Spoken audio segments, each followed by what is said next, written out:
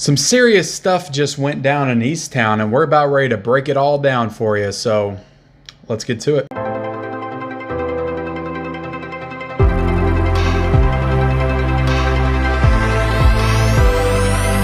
Hey everybody, and welcome back to our channel. I'm Michelle.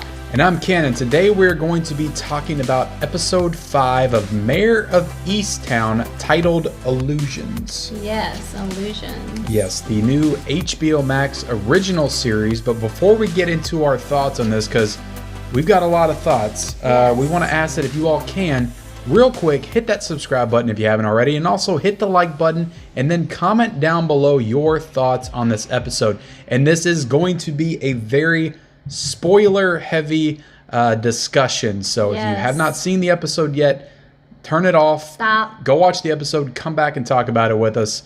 And yeah, there's tons to get into, but let's start off with the biggest event of the episode, and that is Detective Colin Zobel, who of course is Evan Peters' character. Right.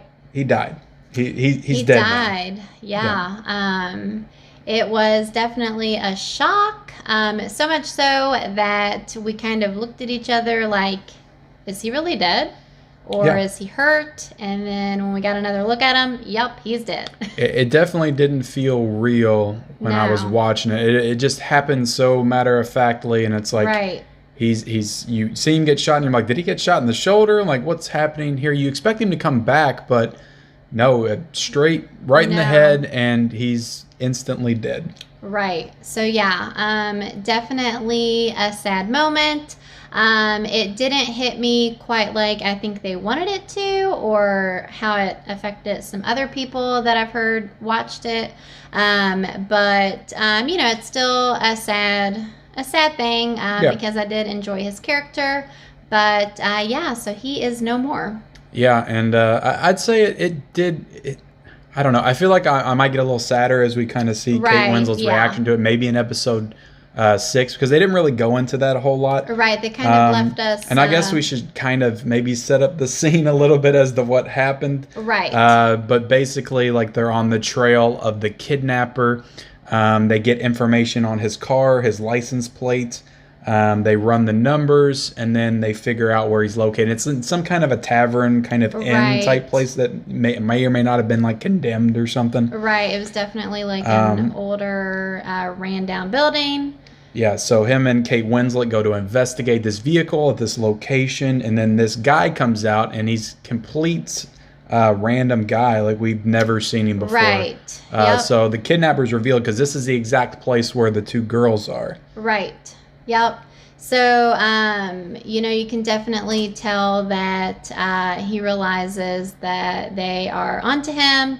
They keep asking him questions. He keeps getting more and more uneasy. The girls that are, you know, that are held captive down below, they realize that someone is upstairs with him, and so they start shaking the pipes to hopefully get someone's attention. And then that's kind of when things hit the fan. It hits the fan very fast. Colin. As Will Ferrell would say in Anchorman, that escalated quickly. Right, for sure. Very, very quickly. Yeah, that was a very well done scene, a very tense scene. Yeah, I kind of want to go back and watch it again. It was such a tense scene. It kind of just felt like an old Western like standoff or something. Yeah. Because like he knew that they knew, and they knew something was up, and it was like you were just you were waiting for something to happen. It was like, who's gonna pull the trigger first, you know? Right, because there's like a moment where they look down and see the Winston cigarettes, which they had been towed previously from a girl who had actually got lucky enough to break away from him kidnapping her.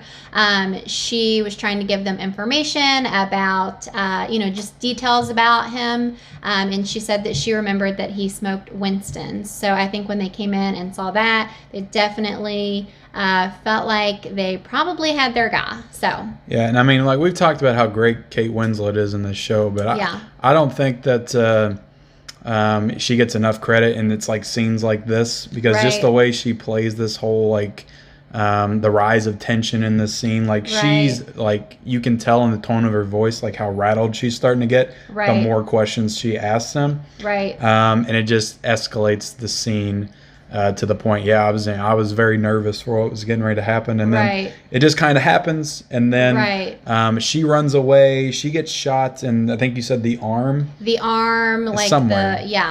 Yeah, and then there's a whole thing where they're she's hiding from him in the house, and it's a whole like standoff situation. At this point, she's basically, I think, trying to get away. Yep, and this is all, again, the last 15 minutes of the episode. We just wanted to dive into this because it's the biggest thing of the entire episode. So she's trying to get away, and then she gets back downstairs, pulls her gun, shoots him like 5 or 6 times in the chest. So now the kidnapper is dead, but the thing that's interesting about this is that the kidnapper was revealed, but we still don't know if that's connected to Aaron's murder. And we still don't know who the father of the baby is, and we still don't know what happened to Aaron exactly. So definitely think the next 2 episodes will hopefully reveal that to us. But let's rewind it a bit and talk about, the beginning of the episode up until the point that Evan Peters' character was killed. And then getting into that, as we backtrack, now we've got some suspects that we thought that we may not think are suspects anymore. And then we've got some people that, you thought he was at first, but I didn't. Some people that are now maybe higher up on the suspect list than they were before. So So at the beginning of the episode, we see the priest, and he, I feel like, was once pretty high up on the suspect list. Yeah, he was number 1 last week's episode we talked about. Yeah, but just because of how he acted with some things in some situations, and then also we saw the scene of him tossing Aaron's bike into the river, but now after hearing some more details from him, I'm pretty confident that he did not have anything to do with Aaron's death, and I don't think that he's the father of the baby either. No, he played that scene very convincingly. I thought, the actor gave a really good performance, but he did. It was convincing enough to me that I don't really think he has anything to do with it anymore. Now, the priest that he's talking to doesn't seem to buy it.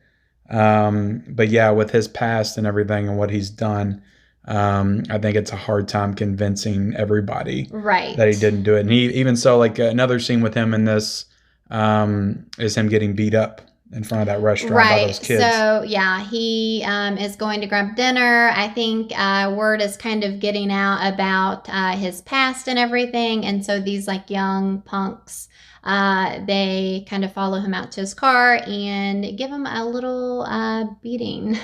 It was a pretty good beating. But just quickly to mention, we did find out that he was with Aaron like right before she probably got killed. And the reason that he had her bike was because she had called him for a ride.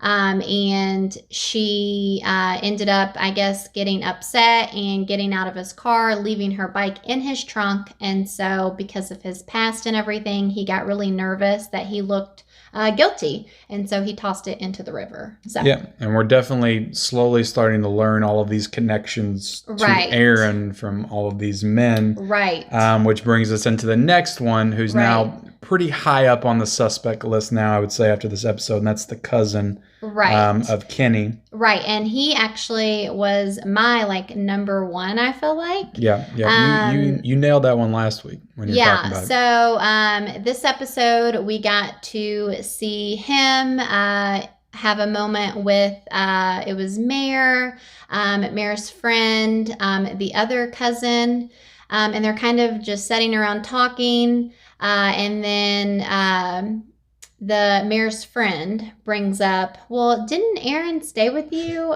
for like a few months or something? It was more like a couple weeks, and then she's like, no, it was about a month and a half or something like that. Right, it was like a few months or something, and he is definitely very uneasy suspicious, about it. Yes. And then gets up and just kind of gets out of there really quick. Oh, Yeah, I got something to do. Yeah, I gotta go. Leaves his drink untouched. Yeah, I thought that was funny that's how they tipped him off. He left his drink unfinished. Right, he never does that. Right, there's a scene where Mare looks at it, and it's like Mare is definitely onto him. I feel like she's not feeling too good about him. Yeah, so now there's connections with him and Aaron, and then like his kids involved, or the kid, not his kid, but I guess it would be his nephew.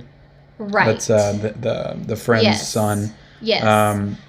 Sorry, we don't know their names. One of these days we're going to learn all the names, but really, it's just Mare's. They're not like huge characters, but there's something weird going on with that. We see the dad of the son. They're in the room together, and the son is upset about something. And the dad tells him, "Don't worry, it'll be our little secret." Yeah. So what does that mean? What does that mean? And then some of the lighter elements of the show we can go into. Not like entirely lighter, but you had the scene with the old lady dad that we thought was pretty funny in some of the earlier episodes. Right, the one that was always calling Mare to like help with. Is that guy looking at me? Right. Yeah. So she had like a heart attack while she was driving and wrecked her car and died. Yeah. So yeah, he can go on. Definitely some of the more humorous aspects of the show so far has been like with her and her husband and their kind of interactions with each other. Just like bickering at one another because they've been married for like 100 years. But yeah, they're at the funeral. I guess the after funeral at the house, and then her husband gets up and I guess he just has a moment of regret and gets up in front of everybody and announces that he had an affair with Mare's mom. Right, which I think her name is Helen. Yeah, they never make it clear like when that was. Like, was it recent? Was it 20 years ago? Right. They never really say when it was, but it makes her mother kind of choke on her food a little bit. And right. And it was just really funny because then it like cuts the scene to Mare and her mom in the car, and Mare is just like laughing her ass off. You've never seen Mare laugh as hysterically as she did in this moment. So you have more of the punk kid baby daddy drama, right? Where he tells off his girlfriend on the porch, right? Because the like current girlfriend, I guess they're broke up now, but she's like, that night when I got up to look for you, it was like after Aaron had disappeared and everything. She said that she couldn't find him, so I think they're kind of questioning if he is actually guilty or not. So yeah, and I think that's one of the more interesting things that this show's doing is the fact that we thought all this stuff was connected at first. The murder, the kidnappers, it's all together. So the people that we didn't think had anything to do with the kidnapping, right? Now we're starting to think, well, maybe they didn't have nothing to do with the kidnapping, but it's possible they could have had to do with the murder. And now we're starting to learn that and that goes into the title of the episode too, illusions. Like it was all illusion. Like we didn't really know what was going on until right now. Now it's splintered in two different directions.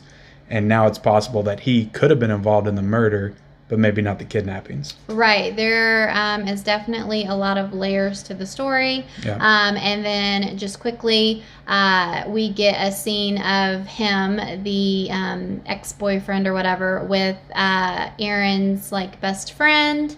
Yes. And then some other kid, I think, who's not important. They go back to Erin's house in her bedroom because they know where some hidden journals are. Yep. And so they get them and they burn them. So whatever was in them, they did not want to be found out. And then, like even you pointed out, like, wouldn't they have already done this? Right. I was confused about how the detectives wouldn't have turned her room upside down and which found may this. not be a flaw in the writing. That may be that like I said, like maybe the chief's involved, maybe the police station's involved, and that's why they took Mare off the case. Yeah. Definitely a lot of potential people that could be involved. They're definitely making you think that like 90% of the town's guilty of something. Right. So yeah, we will hopefully get some answers in the next 2 episodes. Out of a 5, what would you score this episode? I'm gonna give it a 4. A 4 out of a 5? A 4 out of 5. Yeah. It's a solid score. I mean, it's hard. I'm not great at scoring, but yeah, just because I felt like just his death, it was almost like anticlimactic to me. Yeah. And there were some slower parts to the episode, so yeah, 4 out of 5. Yeah. Now I think the what you're saying anticlimactic, I agree, but in my opinion, that kind of, I don't know, made it feel better for me. Like I like that more. Gotcha. That it kind of came out of nowhere, and yeah, anytime you hit me with an unexpected event, a character death out of nowhere, like that automatically puts the episode up a little bit higher to me. So I would give it a 4.5 out of a 5. I thought it was a really good episode. It felt like it was a little slow, but really a lot of stuff did happen. It did. A lot of advancement of plots and characters and suspects and stuff like that. And then you throw on that freaking mind-blowing, shocking ending on top of it. So yeah, I'd give it a 4.5 out of a 5. So okay, good episode. So before we get off here, I want to update my suspect list. Okay, so I did this last week, and there's been some significant changes, so I wanted to update it again. Love it. And number 1 for me is probably the same as you. Yep. I think he was your number 1 last time, actually. Yep. And that's the cousin. Yes. Yep. He's still my again, number 1. we don't know his name, but you know who it is if you're watching this, and it's the random spoiler cousin. episode. Then the second one is we haven't seen him in a while, so it kind of makes me even more suspicious, especially since we went through an entire episode without him again. I know he was in the beginning of the last one, but Guy Pearce was suspiciously absent. He was, yeah. In this episode. He's not really on my radar, but I mean, I can see what you mean by, not being in the episode. It's like there has to be something to his character. Right. It's like, what is your they're going purpose? somewhere, so there has to be a purpose. So it makes me even more suspicious. Right. And then Frank is probably going to always be on my radar just because he's the closest to Mary. So it feels like the show would put him having to do with something. In the case, even if he's not the killer himself, but I feel like he knows something. Gotcha. So yeah, Frank is on my list as well. Gotcha. Yeah, I mean, I feel like as of right now, the only person that I have my eyes on is the cousin. Okay. But we'll see. Yep, he's definitely high up there. But like I said, this is a story that just, like anybody could be involved. Like it feels that way anyway. Yeah. But yeah, we are done with our episode 5 review and breakdown, spoiler heavy review and breakdown. So hopefully you didn't watch this whole thing and had never seen this show before, because we really like this show. We think it's a really good show, and you should definitely check it out and not be spoiled by it for the first time that you watch it. So that does it for our review. Please like, comment, subscribe to our channel if you haven't already, and we'll see you next time.